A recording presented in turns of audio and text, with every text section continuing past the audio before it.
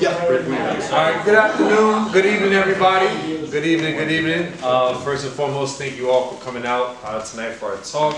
My name is Dr. Marcellus Perkins. This is Create, Let's Create speaker series. I'm super excited for Dr. Ken Corbit this afternoon.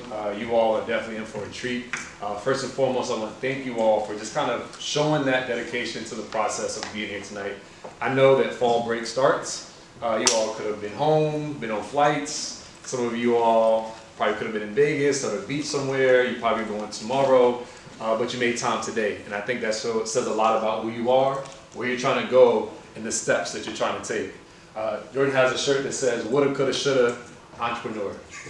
Woulda, coulda, shoulda, entrepreneur. Like last week, the last time we had our session, I made the statement that you can't let the expectation of the goal outweigh the execution of the process. You can't let the expectation of the goal outweigh the execution of the process. This is part of the process. Getting the information, doing the research, attending the talks, doing the networking, building the product, failing at the product, trying the product again. And so with that being said, we have food in the back. Please help yourself. I cannot take it all with me. Take the soda. I do not drink soda. We need that gone. Thank you, Rodney, for making sure that we have food this afternoon. And with that being said, please give a warm welcome to Dr. Ken Corbit. Thank you. So I will just volunteer right now. Any food that's left over, I'll take it. You can have the soda. I got you on the food, though. I am a connoisseur of leftovers, right? So I've got you if you need any kind of help with that. So I appreciate you all inviting me over tonight. Again, there's a lot of places you could be today, a lot of things that you could be doing, especially after a long day in the middle of the week, right? But to be here with the idea of expanding your network, expanding your opportunities, and expanding your mindset, I think is really important. So let me give just a 30-second commercial about who I am. I spent 20 plus years as a senior business executive, as a senior VP of marketing, COO. Worked in startups, tech, high growth environments that really allowed me to live a lot of places, meet a lot of amazing people, eat lots of great food, but also to get involved in a lot of different things. And so I spent most of my career, though, as a number two. And by number two, I mean simply that I was either senior VP or COO to an entrepreneur. And so one of the things that I've seen as entrepreneurs that hopefully you're working your way through early in your careers is that most of them were great with ideas, horrible with processes, right? And so they would want to do things and not know how to do it, and so they would staff their weaknesses and bring in folks like me to help them do that. I think you are at a unique advantage that while you're working through your product ideas, you're also learning processes and procedures. And so what I'd like to do today really is to kind of give you some frameworks that might help you specifically along how you engage markets, right? Because when we start talking markets, we all have these cool phrases that we talk about. We say market analysis, go to market strategies, market penetration. Those are all really cool things to say. Market domination, that's one of my favorite ones. But what does any of that mean, right? From a practical standpoint, how do I go do those things? And so what I want to do today, if it's all right with you, is to maybe combine my worlds and give you a little bit of practical explanation, but also give you some theory that will allow you to create your frameworks. Because ultimately, at the end of this, I know that you're here for twofold. One, you're learning, but you're also at the end of this going to be presenting ideas to some folks who may want to take your ideas and partner with you on it, maybe go Shark Tank on you and buy a portion of that, or just give you some money to go do this thing that you're looking to do as well. And so whether you're working for that outcome or wanting to engage in angel investor, Series A financing, and getting people to help you launch your organization, some of the things that we're going to talk about tonight are going to be really important for you. So my request is that stay awake with me for the next 45 minutes. I do my best to be entertaining with you and get you out of here. But afterwards, more than glad to get you a copy of the Canvas so that you've got some outlines that you can work through. And if you'd like to have one-on-one meetings with me, you buy the coffee and I'll show up. And we'll just talk as much as you want to about anything entrepreneur. Does that work? All right, cool. So the name of my talk tonight that I wanted to talk with you through is Entrepreneurial Market Strategies, from Analysis to Ownership, Framework for Strategic Market Growth. So I really want to make sure that I walk out of here with you having some theory that really allows you to provide a framework to go house the ideas that you have in and be able to articulate those to people who are wanting to know about your market and your space. So the first thing that I want to do is make sure that we know what the purpose is. We're going to provide you some frameworks to evaluate, engage, and there's my favorite word, dominate your market, right? Listen, I'm all about winning. And if I'm playing in sports, I will step on your foot to get a rebound. If I'm playing you in checkers, I will sneeze so that when you go to say, bless you, I will king myself, right? I will cheat you at checkers because I like to win. Now, having said that, in all sincerity, if you're going to go into a market, you need to walk into the idea with, I'm going to have the things in place to win in the marketplace. Because if not, it's called bankruptcy, right? How many percentage of our businesses go out within the first 3 years? About 90%. So that means we want to be strategic and give you a chance to win in the market. So the first thing that I want to talk to you about is this idea of when you go to market, step number one is you have to have a great go-to-market strategy. Everybody in the room, who's heard of go-to-market strategies? Cool. What is a go-to-market strategy? You're supposed to have one, right? So what is it? Where do you learn that, right? Like you could Google it, but it's going to give you just like a cheap little framework. So what I want to do tonight is spend a few minutes with you and talk about what go-to-market strategies are. So go-to-market strategies should do these things right here for you. They should really help you thoroughly define your competitors and your target market, okay? Now, it's really important you understand what your competitors are. And if you're going into a market where you think you don't have a competitor, you do. You need to understand the competitors, you need to understand the market, and you need to understand your platform of where you're going to fit in the market. You need to really be able to articulate the company or your product's key value proposition. And this value proposition is, what value are you bringing to the market? What value are you bringing to the company or to the persons that you're going to be working with? What's your marketing plan going to be? And how do you develop a strategy for sales and distribution channels? So when you're looking at your go-to-marketing strategy, you want to know the big six: who, what, when, where, why, and how. Who's your target audience? What's your product or service? What's your brand positioning? What is your target going to be marketed at? How are you going to do your sales and marketing plans? Then, how do I get it to the market? These are the foundations. So there's a couple of things that are really important I'm going to give you tonight. And these are going to be the basis of before we get into the theory base, okay? So we want to make sure that we do this, is that we know what the 6 key steps are for you to be able to build your market strategy. And so the first one is this. And I don't know how to make that go away from the top there. The bar. Can you make that go away for me, Marcellus? I'm sorry. Yeah. So the first thing you're going to want to do, if you can make that go away, it'd be awesome, is identify your core target market. Now, let me ask you a quick question of you in the room. How many of you have a product idea already? Okay. All right. Do you know who your audience is? Okay. How do you know?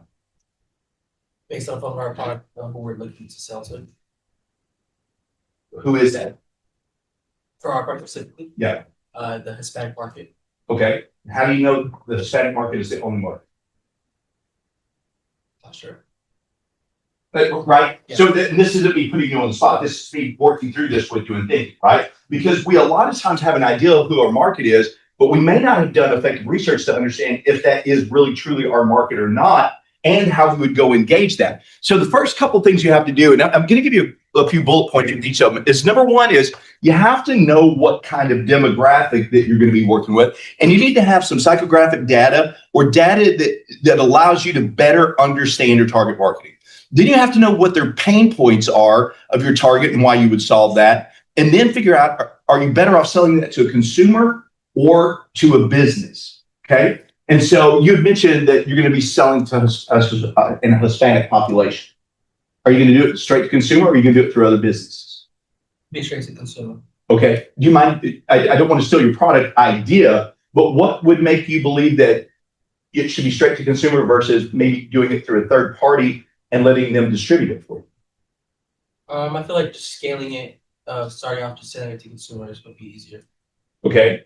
What about if other people were going to invest capital and go do that for you versus you having to raise that individual capital? Are you with me? Right? And so when you're looking at the target market, one of the mistakes that a lot of young entrepreneurs make is they get an idea of what they're going to do and they start walking down that road without doing the research to find out, are there other ways that they can do this better? Are there partnerships that they could manage? Or what does the data really tell you about your target market? The second thing that you have to do is you really have to clarify your market position. What pain points does your product remedy? What stands you out from the rest of your competitors? What are the unique experiences or features that your product is going to potentially provide for them? Now, as I'm saying this, what you should in your mind already have is that this already should be captured in documents that allow you to present it when you go into strategy meetings, okay?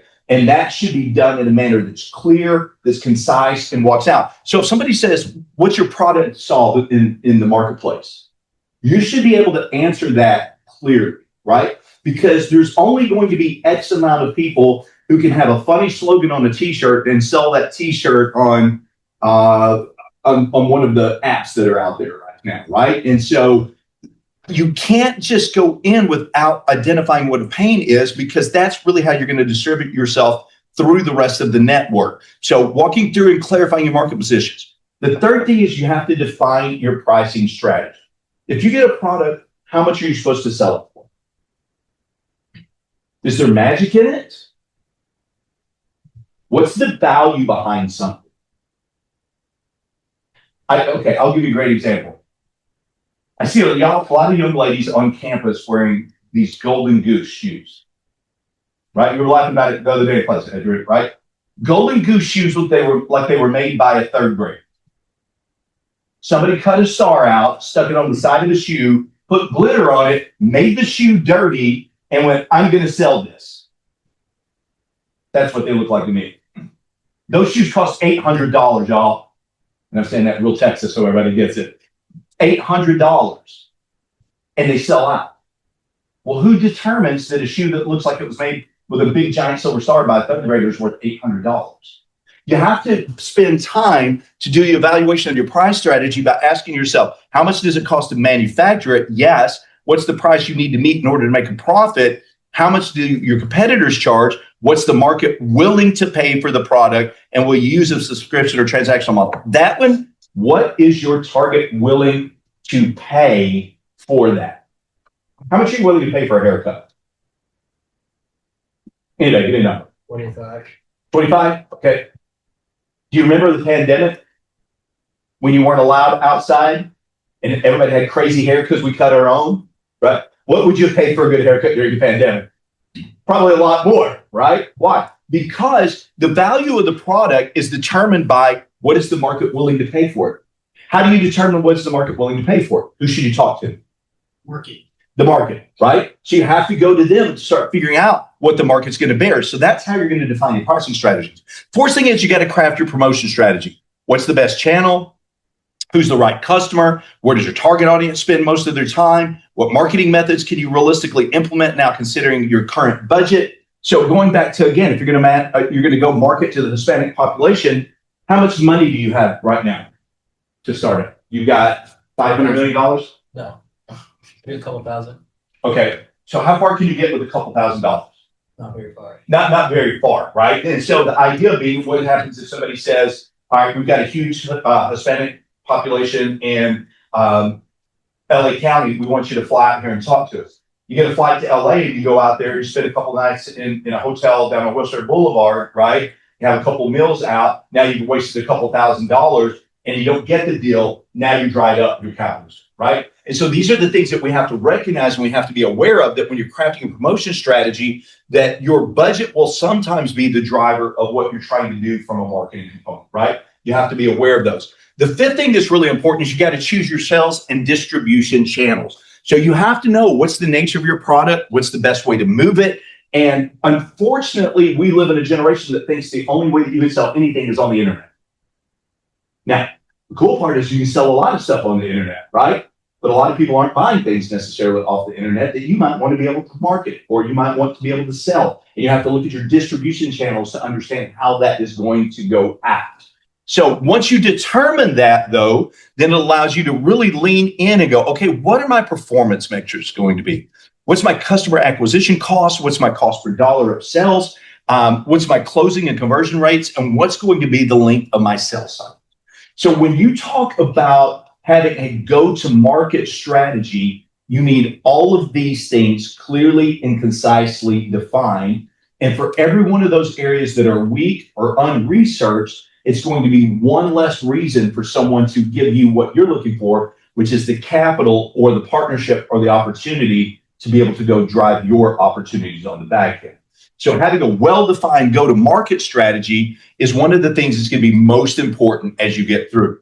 So one of the things that I wanted to do, as we talked about, is to provide you a couple of theories that will both support your go-to-market strategies and cause you to do different kinds of research and prepare differently for the market in this. So 3 of the theories that we want to talk about today are STP, which is segmentation, targeting, and marketing positions. We want to talk about Porter's 5 forces, and then we want to talk about market orientation theory just a little bit. Some of these may be familiar to you if you've taken a marketing class or a business class, or maybe even a psychology class. Some of these things will show up in there on occasion. And we're going to talk about those. And at the end of each one of these theories, I'm going to run through a case study with you to look at a business who's done a good job implementing part of this. Because when you go build out your go-to-market strategies, if you'll pull these theories up through there and apply them correctly, that's going to leverage you differently than some of the competitors. Now, I will say this, is that we were talking beforehand, and a couple of you guys made applications to a big thing. You scored 3 out of 3 in this class. There were 500 applications for 18 slots. So I know that there's some competitive nature in this class, and I know you guys like to win as well, right? So I'm going to give you some tools that hopefully help you to win. So let's start with the first theory, STP, segmentation, targeting, and position. This was originally developed by Philip Kotler in the Marketing Management Journal in 1967. So how many of you have heard STP, segmentation, targeting, position? Okay. Probably thought about it on some level. So when we talked earlier, who's your market? Hispanic population. That's segmentation, right? So then how do I get them? It's targeting. How do I get the right ones in that group? Position, right? And so it's a simple theory and practice and application, but it's got some good depth to it. So some of the things that are really unique is when we talk about market segmentation, we should be looking at it from this way. What are we dividing our markets into to create distinct segments? And I'm going to show you just in a minute in our case study, a very familiar business that most of you know, some of you like, some of you don't, but you will all know in just a second how they actually create market segmentation into that. We'll go back to that Hispanic population. Who are you selling to in the Hispanic population? People that work out. People that work out, okay? Is there a chance that there is a 36-year-old single Hispanic mom that works out? Yeah. Okay. And is there a chance that there's a 17-year-old Hispanic male who works out? Is there a chance that they wear always the same gear? Probably not, right? So I'm using these examples to go, okay, well, wait a minute. Even in the market that you're defining, you have to segment it down, because what you're going to identify very quickly is you're going to have different market segments that are going to require different engagement or different types of products. Make sense? So is there a chance that somebody will want to dress their 2-year-old toddler in athletic clothes? Yes. If you don't believe me, go to any park here in Fort Worth and see the gear some of these little dudes have got on, man. They're rocking sneakers that cost like twice what mine do, right? So there's a market segmentation that's there if we start to segment it out and think about it. So that's what STP does. It says is you have to create your markets, but in that you have to distinctly divide your market into segments and understand how you're going to meet the needs of that client. Then we have the audience targeting, which is this, is selecting segments that align with your goals. Now, let's just say, and again, I picked on you from first. I'll go on to somebody else with the next theory, right? But let's say you're making bracelets, okay? During that, then you have to go, okay, well, which part of that would I be able to align with and target specifically this might be working with? Now, when I talk about bracelets, we immediately might think about jewelry, but how many bracelets are there out right now that are grabbing some type of biometric data? how many rings that are out there that are giving you feedback on what your heart rate is or how many calories that you burn, right? So your specific material is going to have to align with certain sets of goals in that population that you have as well. And then finally, we have brand positioning. How do I establish a unique brand and image? Because let's be honest, most of us don't have a product that is brand new. Most of us aren't inventing Google 15, 20 years ago, right? We're going to have something that is entering into the market that's already competitive against somewhere else. And so this last one, having a very specific and unique brand image is going to be very important. So if you're driving down the road at 1:30 in the morning, I don't know what you've been out doing because you're college students. I'm not even going to ask you, right? But you may be hungry, you may need some coffee, and you see this big yellow M. What do you know that is? McDonald's, right? And you can see it in Fort Worth, you can see it in Seattle, you can see it in Bangkok, you can see it anywhere. That brand is unique and it captures you. And so your brand has to, once you've divided your market, establish your target audience, you have to have a unique brand image. Okay, so the segmentation, and again, I'm happy to share this with you. We go deeper on some one-on-ones, but you've really got to have the geography. Where are they at? The demography. What are they, right? And by what are they? What's their segmentation? What's their age? What's their gender? What's their economic status? What's their profession? Because there are certain things that you can sell across multiple markets, but you can sell to different markets at different values and different prices. I'll give a great example. We're going to buy a box of mac and cheese for just a second. Go with me to Walmart. We can walk into Walmart and buy a box of mac and cheese. Walmart has a brand called Great Value. It will sit right next to the Kraft mac and cheese. Great Value will go for $2.50. Kraft will go for $5.50. Guess what? It's made in the same factory by the same group. It's produced and distributed by other groups, though, and their brands allow them to sell it differently. So which audience are you trying to hit?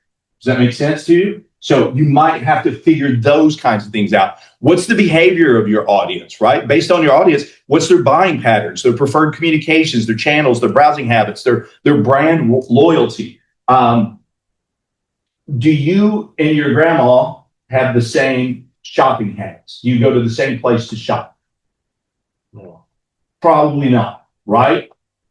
But like, if things worked out, like my grandma's probably got more money than you do, right? So I might want to market to grandma before I market to you, depending on what that spend is like, right? So you have to understand what their buying habits are and where they go. And finally, you need to know the psychographics. What is the audience personality traits? What are their interests and what's their engagements? So when you're looking at how do you segment your market, those are 4 key ways. How do you target your market? You have to be able to really do some very key targeted marketing efforts to understand the size, the reachability, the profitability, the likelihood of engagement, the differentiation. All of those things are going to allow you to target your audience specifically. Again, we'll go back to the Hispanic audience. We're going to go back to the athletic wear, right? So if we're talking about the target audience in Hispanic community in athletic wear, when you find out that 70% of your product might be used by females between the ages of 22 and 42, right? That might be as far wrong as could be. But if that's what we find out, then what you need to know is then how do I target them? How many are there, right? Like what's the reachability they have? If I do get them to buy, how profitable can I be with that? And how do I differentiate against the rest of my competitors? Do you see how just asking these kinds of questions start to reframe how you're thinking about how you want to engage the market? Okay, so taking it a step further, then you have to figure out how you're going to position your brand differently, right? And this is just a real easy graph and chart that goes, is my product going to be expensive? Is it going to be affordable? Is it going to be a friendly or an unfriendly? And you might be able to find the different brands and competitors and put them in this type of chart that allow you to see what your competitors are doing, to know based on what you did back here, who they are, what they're doing, to understand, well, wait a minute, my competitor is going to be more affordable than me, but the brand's not seen as very friendly. I can make the brand more friendly and actually charge a lot more for it, right? So as you're walking through here, STP, if you pull that back into your go-to-market strategies, allows you to present differently because when you tell people who your market is, you can show them, hey, based on my research and these demographics, this is who my target is, this is why I'm going after them, and this is how we're going to position ourselves differently. So here's our case study. I told you everyone would know Nike, right? So the way that Nike uses this type of demographic or this type of data is really unique. So from a multi-dimensional segmentation, they're primarily focused on men and women ages to 15 to 45 with a middle and upper income active lifestyle, right? So if you go into this market, you're going to be going up against Nike, like it or not. Why? Because Nike loves the Hispanic population, right? And if you go to Mexico, if you go to Latin America, doesn't matter wherever you go, Nike is going to be there. They're going to be involved in football, right? They're going to be involved in running. They're going to be involved in lifting. And they're going to be going after the same target audience that you are. So you have to start figuring out right now, how am I going to uniquely image and position my brand against them? Because they're using this multi-dimensional targeted segmentation to know who to go after. Their psychographic focuses on individuals who want to achieve and that they express themselves through the sport, okay? Do we see more athletic wear on campus being worn as loungewear, or do we see it as being worn for physical activity? Loungewear. Like, wait a minute, you ain't ran in, I know you ain't ran nowhere, right? So you just came to class that because it's comfortable. And that's okay. Because what they do though is they look at the behavioral aspect and they segment everything out by usage and figure out who's going to rate us high, who's going to give us brand loyalty, what's targeting their exercise versus professional athletes. How do I pull that professional athlete feel and sell that into them as well? So they do a fantastic job with their segmentation. And here's what it allows them to do, because they segment their audience. This is really important then, that it allows them to differentiate, right? And then tailor specific campaigns to their key target groups. They're not going to market to the 40-year-old female the same way they will the 17-year-old male. They're going to run specific targeted ad campaigns at them, right? I saw a campaign by Nike, and I still don't understand this. I know it's a thing, and most of you will understand it. But they were aiming at 20-something to early teens women, and they had women playing a game, and they were doing 6'7", right? Some of you guys are smiling. I ain't got a 6'7" understanding. I know it's a thing, right? And guess what? I don't need to know, because it's not targeted for me. It's targeted for them.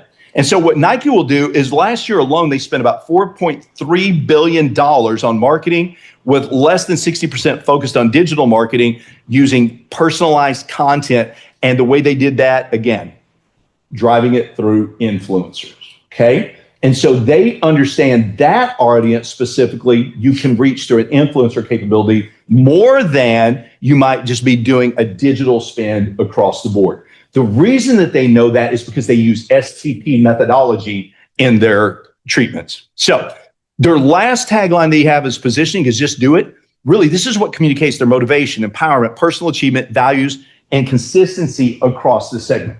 So their positioning is global on just do it, right? But they're very targeted in their strategies when it comes to reaching the audience that they've got. This is a challenge that you're going to have, because for someone to say, I believe in your product, you're going to have to define your market down to a place where you really understand who they are, how your brand is going to be unique in the middle of it, and how you're going to line up against your competitor. So if you'll pull this theory in and start using it, it will give you a framework to start asking you the questions that you're going to be asked later. Okay, so let's then take a look at the impact just very quickly. Nike right now is pretty strong, I would think, globally, right? 38% of all shoes sold were sold by them. Their ecosystem is up. And another stat that I looked, they sell more than twice the shoes of the next nearest competitor, which is Adidas, right? It's, again, segmentation, targeting, and positioning. They have become experts on being able to use that. And I know we only have X amount of time, so I'm going to go ahead and get into Porter's 5 forces. Porter was established by Harvard Business Review back in 1979. And I'm using some of these theories that are older because they're still really applicable for building your go-to-market strategies that are easy for you to kind of grab hold of and pull out through them. And so there are 5 areas, and we'll talk a little bit about them. But what Porter does is he gives you a framework for understanding the competitive forces at work that you need to know, right, in an industry, and which drive the way that the economic value is divided amongst industry actors. And so if you'll see, according to him and his research, that there were 5 really key components if you're going to bring a product to market.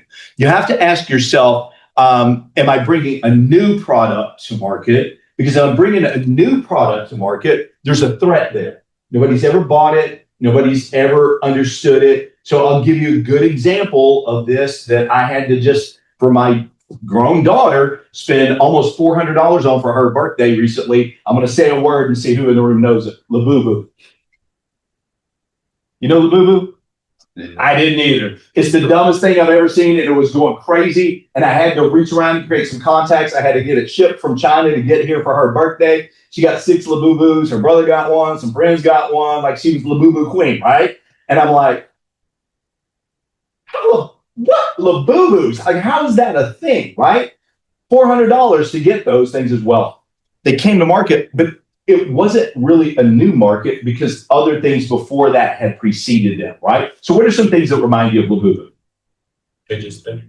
Fidget spinners. I went like, they look like little baby Teletubbies to me. They just kind of creepy, right? Monchi cheese back in the day, right? There were some things that were there so that they knew that the market engagement wasn't as scary because it wasn't necessarily new. But if you're creating a new product and taking it to market, you have to know that there's a threat that the market might not receive it, okay? So then there are other things. What's the competitor rivalry? What's your supplier power? What's your buyer power? What's the threat of substitution? In other words, what if I've got something and somebody else can do it cheaper? Now, it may not seem like this is a big one, the threat of substitution, but has anybody in the room rented a DVD recently? No. What about a VHS tape? You ever push rewind on them? No. Why? You ever go to a Blockbuster? You ever heard of a Blockbuster? My life was Blockbuster growing up, right? And so it's the idea that at one point they owned home entertainment, but they did not evolve, and ultimately they were displaced in the market. They initially were displaced by Redbox, and then completely once we got into home streaming platforms. They could have been the early adopter, but they were afraid of threat of new entry, so they rejected the opportunity and ultimately got displaced in the market. So if a multi-billion-dollar organization that can happen to, you have to be aware of that as a small business owner. And Porter says these 5 areas let you do it. So the threat of new entry is going to take into a lot of an account. It's going to be your time, your cost, your specialty knowledge, the economics of scale. What are your cost advantages? What are your barriers? You're going to look at and see if there are any competitors, if it is there. What's the buying power of the individuals that you're trying to get to? What's your supplier power? Now, supply chain, we heard during the pandemic more than any time really in history, right? And it's because there were certain things that came from different places, but we also learned more about tech stacks than any time in history, right? Because there were certain things that you needed to partner with someone on to get your thing made. So for instance, at one point, there were almost a new, several 100,000 new Ford F-150s that couldn't be sold because there was one chip that they couldn't get that was from another country that during the supply chain was shut down and couldn't be met, right? So the power of your suppliers to get the parts to make your product, you also have to take into account. And so what Porter does is to look at these threats and to understand how you're going to engage your market to be successful. And so if you take these 5 things when you're doing your go-to-market strategy, you can find out, is there a threat to new entry? That new entry may not even be a new product. It may be you having a product that's new into the marketplace for the first time, and you got to compete against Nike, right? So what are the threats there? They got more than a few $1,000s to spend, right? And so the idea, you have to figure out then, okay, well, what's the buyer's power? What's my competitor's rivalry? What is my ability to be able to compete against however many there are? What's the quality? What's the cost of switching? What's the customer loyalty going to be? Can I get that supply, right? I'll give you a great example. I take a shake every morning now called Flip. Anybody ever heard of Flip? It's kind of a new probiotic. A lot of people are taking it now. Ever since I started taking it, I feel great in the mornings. I don't get hungry till about 2 o'clock in the afternoon. It's wonderful. But when I first bought it, I saw somebody that I follow, an influencer. I was supposed to have it in 2 weeks. They couldn't get their suppliers to get caught up, and it took 2 months. By the time I got it, I was ready not to even use it. Now, fortunately, I did, but how many people do you think that they lost and turned off because they couldn't get the supply coming in, right? So when you start telling somebody, I want you to invest $10,000, $20,000, $50 million in my company, they're going to want to know, can your supplier keep up with your demand? And you're going to have to prove that out. And so before you ever go to market, you need to be understanding where your suppliers are going to be able to get that from. And then you have to start asking other questions that we've never asked before in history is, are they sourcing it ethically? Right? Is it coming from somewhere that's using child labor?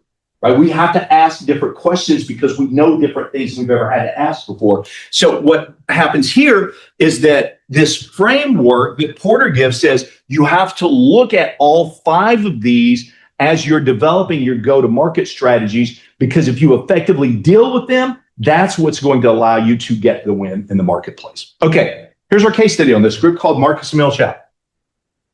Marcus and Millchap's actually working with us here at TCU on campus right now in the TCU Sales Center. And so they're a unique company because they are a real estate group that buys and sells large chunks of apartments, buildings, lands. And Marcus and Millchap was really unique because they were established in 1971 in Palo Alto, California. Anybody ever know Palo Alto? There's a big thing out there that's kind of important. Stanford. Good job. So during the 80s, from the time they launched, they were just moderately growing and they couldn't understand why they weren't taking off the way that they wanted to. And they were essentially just California focused. So what they did is they started utilizing these tools that we talked about today and began on multiple levels of applying Porter's 5 forces. And what they realized is that they were dealing with individuals that had high buyer power, but because of that, they were running into a lot of competitive places where they were being beat by existing competitors. So what was the response? They said, okay, we have to differentiate our expertise. We can't talk about the same things that everyone else is talking about. We can't have the same knowledge base. We have to shift that, right? So they differentiated their expertise. They said, well, we have modern entry barriers. There's some competitors out there that are bigger than us. They're larger than us. So instead of trying to be everything to everybody, what we're going to do is we're going to have these niche specializations. We're going to focus on these kinds of things and create relationships, people who have these type of things that will sell them, and then find the buyers who want these type of things and connect them, right? Then they realized that when they were trying to compete with the big people, that there were always these substitutes where they were being moved out of the way. And so what they did is they created relationships where they became advisors and analytic developers for the people who were buying. In other words, they became the data points for them. And so when they became the data points for them, they become the trusted partner, and that allowed them to pivot in the marketplace. And guess what happens? Now they're in 89 offices across the US and Canada, and their total assets are now right at $1 billion.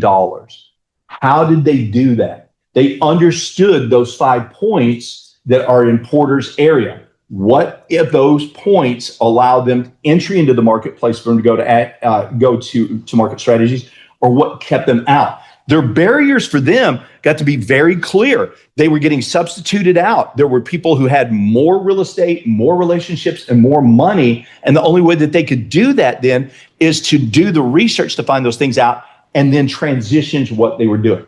Here's my encouragement to you through this process. And you're going to hear from a lot of people who are a lot smarter than I am, right? There's a reason they brought me in this week and Tom last week, because all the good stuff last week, all the entertainment, I'll just follow and tell jokes and be funny with you, right? In sincerity, though, you're going to work with a whole lot of people who are going to give you a lot of information. My encouragement to you is go apply. Go do something with it. Don't get in front of the people at the end and go, here's my idea. Get in front of them and go, here was my idea. Here's the research that I did. And here's how I changed my initial idea from the time I started to the time I went through this program. And this is why it's here now. And this is why I have the go-to-market strategy that I did. That's going to be the thing that differentiates you, not only in this competition, but when you get into other investment opportunities. Again, those angels and Series A investors, they're going to want to know these things. Okay. So let's talk about the last one here for a second, which is market orientation theory. So market orientation theory really says this, is that your product has to always be focused on the market. And the problem is that most entrepreneurs, and I spent most of my career working with them, want that focus to be on them and their product, not the market. You have to always remember. Now, one of the biggest lies I've ever heard is the customer's always right. Listen, you can get some customers that really, really, really be wrong a lot of times, right? But the customer is the person who's spending the money. And you have to understand that that audience is the one that's also going to be telling you what they need. So if you don't follow and adapt to that need, i.e. Blockbuster, you can be displaced in the market, okay? So as you're looking at this, what we recognize is that the market orientation culture requires customer orientation. It requires focus on the long term. It has to mean that there's a competitor orientation and that there's this interfunctional coordination between all of the teams and all of the people who are working on your product. Think about this for a second. How many of you this time last year were using maybe a free version of AI? How many are using free AI now? How many of the rest of you are paying for an AI subscription? Why? It's better. Huh? It's better. It's better. Faster. Faster. Why did it get better and faster? Because the orientation, the market changed, right? We started to realize your product's wrong. It's not getting the right data points. It's bringing wrong information, right? So they had to begin to change it. They changed the learning components to be more like the way we think and behave, so that we then started to become the function of that. Okay, so let's talk about this for just a second. So market orientation theory does this. It states this real simple, that organizations achieve superior performance when they consistently collect data, they share the data, and they respond to market intelligence about customers and competitors across all departments. Okay, your customer will change. Let's go back and say you found a 30-year-old Hispanic woman that you're doing business with. She's single, okay? No children, not dating, living the grand old life, right? 10 years from now, do you still want her to be your customer? Probably not. But I mean, I'd like to. But you like, get out of here, lady. We don't like you anymore. Why? Well, you got married. You had 3 kids. You bought a stroller. You got a mom van. You got a minivan. You started going to soccer. No. Doesn't mean that we don't want her as a customer. What it means is that the needs of the customer change. We have to be aware of those changes, be integrated with those changes so that we can change what we're doing or enhance what we're doing to maintain her as a customer. Does that make sense? So when we're looking at this, you have to be able to identify a couple things that you have to know for your long-term success, that it's dependent on you understanding and satisfying the needs of your customer. You also have to recognize that every function, not just marketing, has to coordinate in your delivery to that customer as well. Going back again to supply chain, IT, sales, right? Billing, all of those things have to fall in line with what's going on. So in short, market orientation theory really links the customer focus, competitor awareness, and cross-functional collaboration to create the best outcome in what you're doing. Okay, so with that being said, I want to give you a great example of a case study that was done because for me, this is one of the most fun products that are out there. Has anybody seen Frog Fuel before? No? Okay. So Frog Fuel, let's talk about them for just a second. It's really easy because it was created by some former Navy SEALs in 2012. Got the name Frogman, right, when they were in the Navy SEALs, and so they created this product and they called it Frog Fuel. The idea is they thought, as a former Navy SEAL, if I'd had the right protein, it would have enhanced my outcomes while I was out doing whatever they'd be doing around the world, right? But the idea that they focused on it being complete protein, rapid absorption. In other words, I want to take it, I want it to hit my system, and I want to take off and be super successful with it. And if we want to also to make sure that it's focused on the connective tissue so that we get quick repairs when we're out there. Now, Marcellus looks like he could have been a former Navy SEAL, right? He's fit, he's lean, he's ready to go, and I guarantee you work out. right? So when you work out, do you take protein? Yeah. Why do you take protein? To build muscle and recover. Build muscle and recover, right? And so Frog Fuel was that quick thing that they designed. You kind of keep it in your hand, take that protein, quick shot. It's going to go focus on that connective tissue, quick healing, and you're off. You're going to go. Okay. But what they recognized is they found themselves in a very limited market. Now, the one thing that they did, if you'll note here, was that they had great marketing because it was portable. You could put it in your shorts pocket, take it to the gym with you, right? It was easy to drink. It was tasty. They felt like it gave you speedier recovery or rapid action, all the complete proteins. They had all of these things, but they weren't growing. They weren't satisfied. The customers who were taking it weren't staying as customers. They were walking away. And so they had to come face to face with the reality is that we can do one of two things. We can either lose in the marketplace and go bankrupt, or we could go back to this theory, right, of market orientation and go, well, wait a minute, our long-term success is going to be dependent on engaging our product and with our audience and understanding it. So what they did then is they went and they implemented market orientation theory in 2022. And they started working with professional and college players, football players. And they started getting feedback from them and trying some different things. One of the things they recognized really quick is based on their research that they felt like whey protein was not the best protein source. Do you take whey? Yeah. Yeah, same, right? I started doing my research for this presentation now. I'm like, see you later, whey protein, right? So they did a ton of research to show that that wasn't getting as fast a recovery or connective tissues. And they changed what they were doing based on the feedback initially that they got from the football players. And then they started putting science with it to make those adjustments.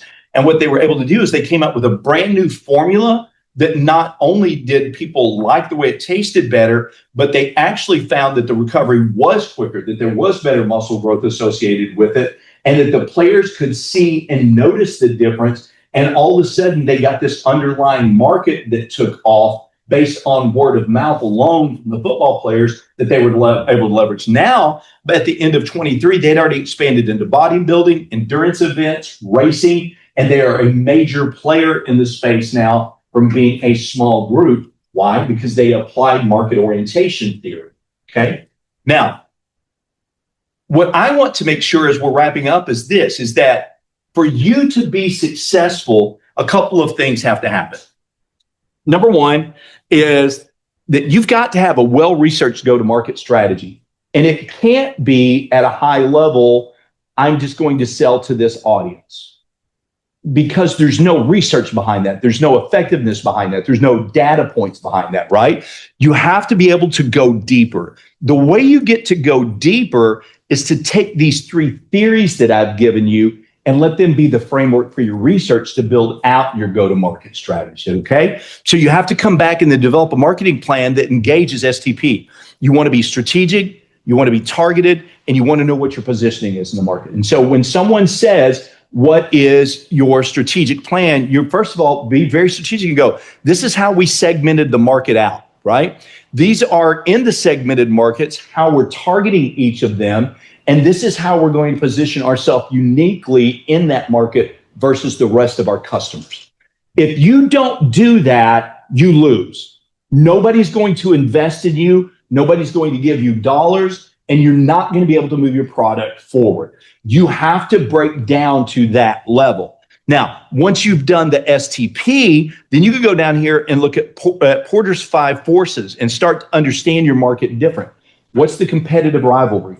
What's my risks of going into the marketplace? What is my supply going to look like versus my sales? How will my distribution channels be able to engage? How do I fully understand all those components? I want to own that so I can express that through my go-to-market strategy as well. And then finally, you want to get down here and have continuous engagement with your market through market orientation, right? Meaning that you have to create these systemic feedbacks and loops in your business so that you're always updating, transitioning, and changing what you're doing in the market to be able to keep up. Because there was a time where there was a 1976 Pinto was a hot selling car. Did anybody drive the campus in a 1976 Pinto today? If you did, you're gonna get some street cred out of that thing, right? Because that's retro. But the reality is as the market changes, you have to keep up. Anybody in the room, and I'll give you a great example. And I lived in Cali for a while, lived in cities my whole life. You know what I am really not good at? Parallel parking. Anybody else in the room bad at it? I appreciate that shout out. Keep it real, right? Be honest with one another, right? We're not good at it. I see us around here on campus, right? So what did we do with our cars? We found out we're not good at it. Now we have cars, you push the button, you take your hands off the wheel, and it will parallel park for you. Try to get me one of them soon, I promise, right? Why? How do we do that? Is it because we're lazy? No, it's because we're smart. Somebody had market orientation and said, what does the market need? Let's figure out a way to adapt to that, because that separates us away from our competition, keeps that market there long term, because we're listening to them and providing them what they need. Then you get that repeat buyer season after season after season as well. So as we're wrapping up here today, and I think I did an okay job on my time. I got us 5 minutes under where I thought it was going to be, is to go, if you will apply the strategies as your frameworks and then build your go-to-market strategy out of that, these are the ways that you separate yourself from everybody else. But as we're talking today, I also hope that in your mind, you started going, well, wait a minute, I don't know that, or I didn't think about that.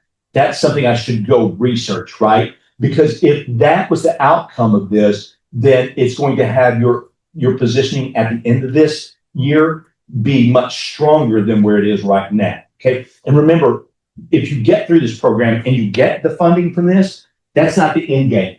That's the seed money to get you launched. But if you get that seed money, you're going to have to either blow up and get a lot of revenues coming in, or you're going to have to go find other investment to support you along the way.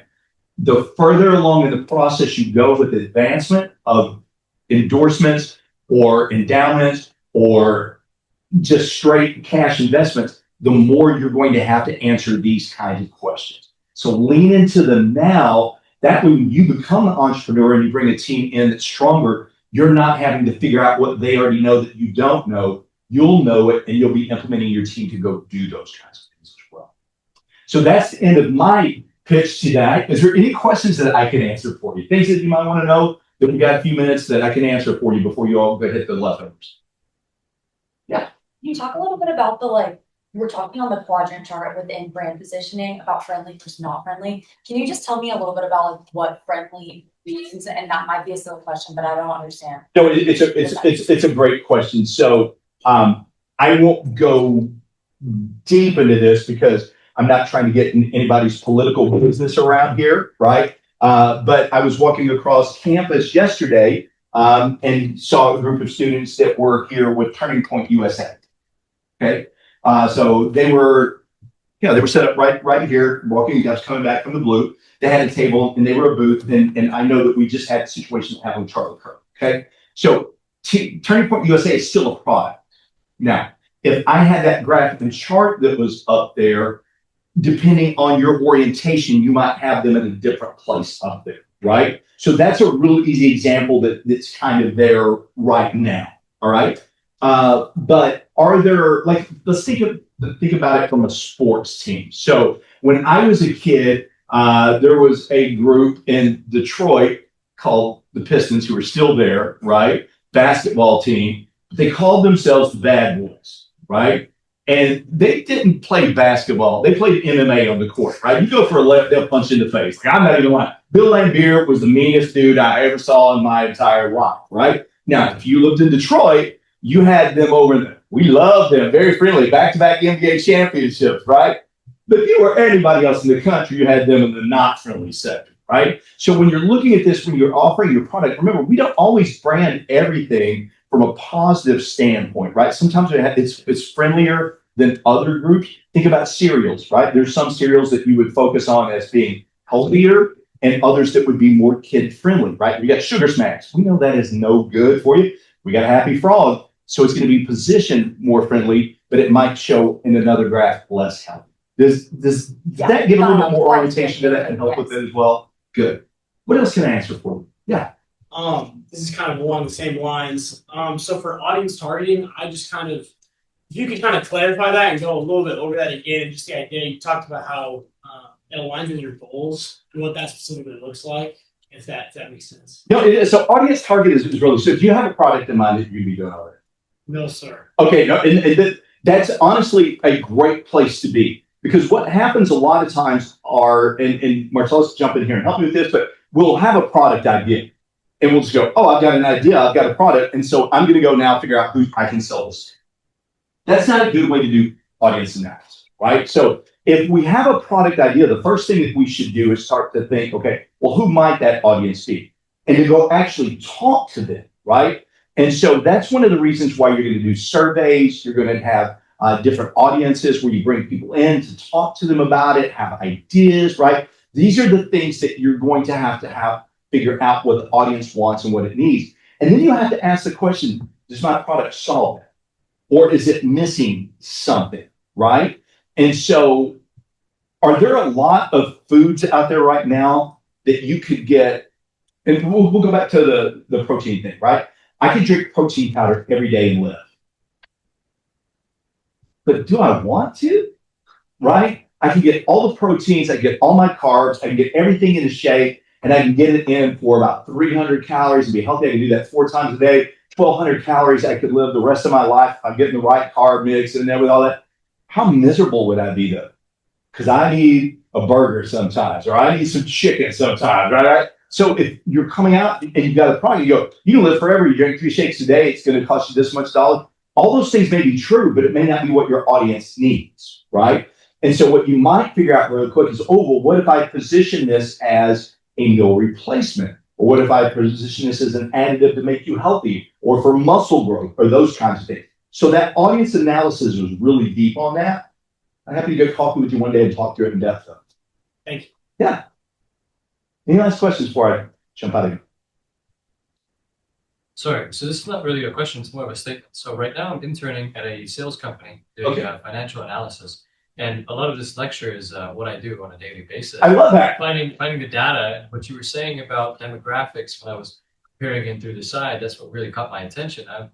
I use this data for the company, and I create different types of charts and programs that show what people are buying what product. Well, they only sell one product, but what type of people buy that certain product the most, right? You can segment it, you can target it, you can position it. Absolutely, yes, sir. This is what I do on a daily. I love that. All right. It's very interesting to see it in the lecture. Love it. So, and I think that what you said is just really important, right? Is that for you to get where you want to be as an entrepreneur, you have to understand this is how businesses do it, right? Absolutely. And if I'm going to go to that business and go give me some money for my product, they're going to go tell me these things, right? And so the fact that you're doing that, that really gives you a chance to start leveraging that if you want to do something in the future in your own business, because you see every day how that's right. Absolutely, yes, sir. Love that. It's good stuff. Well, listen, I really appreciate your time this afternoon. Again, you can reach me at KDOT. So thanks, gang. I appreciate you. All right. We can get you connected with some things. So thanks, gang. I appreciate you. All right. Again, let's give Dr. Ken Corbit another round of applause. Everyone has learned something new. So be it that you did, I always say try to get 1% better. Consider today a win. This information is invaluable. Like I said, it was an amazing presentation, like I also told you. So I'll never lie to you, those 2 truths that I have.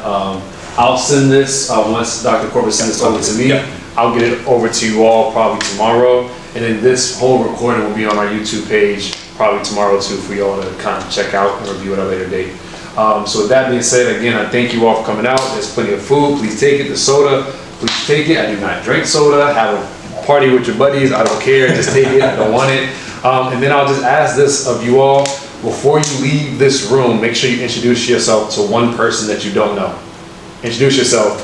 Your name, major, your startup idea. If you don't have a startup idea, just talk about something that you're passionate about. But don't leave this room today without introducing yourself to someone that you do not know. Cool? Alrighty. Y'all have a good one. Thank you for the opportunity. I can help these guys. So, hey, congratulations. Congratulations on something. That's a good description. Thank you so much for allowing me. Absolutely. Yeah, I'm a totally Yeah, I can talk to you. I'm actually trying to do that. So, my business is Are you undergrad or high school?